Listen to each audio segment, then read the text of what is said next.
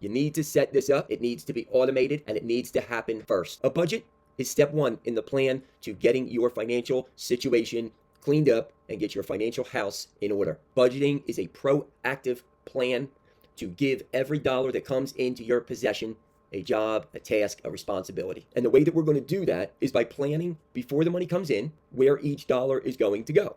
Approximately 50% is going to go to your needs, your necessities, your mortgage, those types of things, your utilities. 30% of that, approximately, will go into your wants, such as going out to eat, doing things on the weekends, going golfing, recreational activities. These aren't things that you need to do, but things that you want to do and you should do in order to maintain, a good lifestyle and to be happy. And the other percentage is the most important, which is the 20% savings. And that 20% savings is you paying yourself. There's this whole thing about saving and a stigma around it when all we're doing is paying ourselves. We're paying ourselves today, but then we get to use it tomorrow. Why wouldn't we want to pay ourselves today and then we get to use it tomorrow? And ultimately, the way to achieve like the financial pinnacle, if you will, is to start this budgeting process early in life and automate it so it happens every time the money comes in. It's going to do its job, meaning it's going to go in the right bucket. Is it going to the mortgage? Is it going over here to our savings? Is it going to the wants? But it won't be open to emotion. It won't be open to the nagging of your spouse. This will all be planned out. And here's the ticket. It's automated. It's automated. We're not going to rely on ourselves to go in there on Friday night when we get home after we just got paid and pay all these bills and move this money over to our savings. We're not going to do it. I know I'm not going to do it. I come home from work Friday night. I'm whooped. I want to chill. I want to hang out with my wife and kids. I don't want to do budgeting. We get the budget set up. And once we set it up, we put it on autopilot. And you can do this so easily through your financial institution. Most of them have bill pay that's free. We can use that. If we don't have the bill pay option with our bank, many of the creditors that you go to or that you pay every month, they will automatically debit your account. Now, that's a little bit of a slippery slope because when you're letting somebody else just come in and pull money out of your account each month, you lose a little bit of the control there. You lose a little bit of the quality control in terms of, are they only taking out the $69 or are they taking out $79 and the rate went up and we didn't see that? So letting others come in and debit your account, I'm not really a fan of. I'd rather you be in control for you to pay the merchant each month automatically on the 21st of the month instead of the merchant coming and debiting your account every month on the 21st.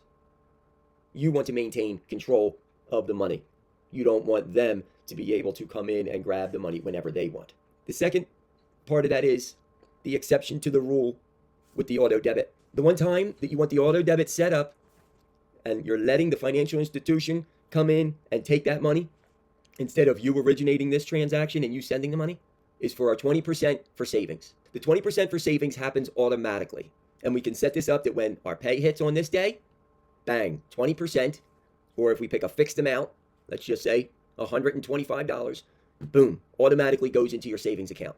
And boom, from there, automatically goes into, half of that goes into an exchange traded fund, an ETF, a Vanguard, a Prudential, whatever you're in, but something extremely low cost that keeps pace with the S&P 500. Very easy to do, but extremely important. You need to set this up. It needs to be automated, and it needs to happen first. We can't pay all our bills and our wants, and then what we have left is supposed to be 20%, and we're paying that to ourselves. It doesn't work well. We're always going to cheat ourselves at the end and say, that's okay, I only have 12%. That's right, I only have 15%. I spent that other on the kids. It's okay. We're going to flip it around, and we're paying ourselves first. So call it the 20-50-30 instead of the 50-30-20. The 20-50-30. We pay ourselves first, which is 20% to our savings, to our investments, to our retirement, so to speak.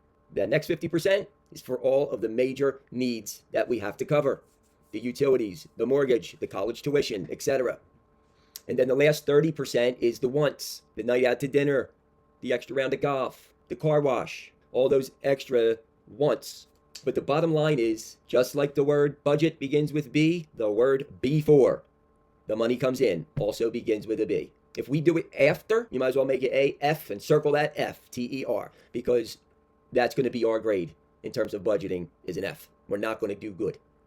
We're not going to do it well if we're budgeting after the money comes in. Budgeting is a proactive plan to give every dollar that comes into your possession a job, a task, a responsibility. Because if we don't give the money a job or responsibility, something to do, the money is going to find some place to go, many times where we don't want it to go. But the only person that we can blame on that is ourselves, because we don't have a budget. So let me know in the comments below if you have a budget, if you're making a budget, if there's any questions you have about a budget. I'm more than happy to help out. Thanks for watching 5th Grade Finance.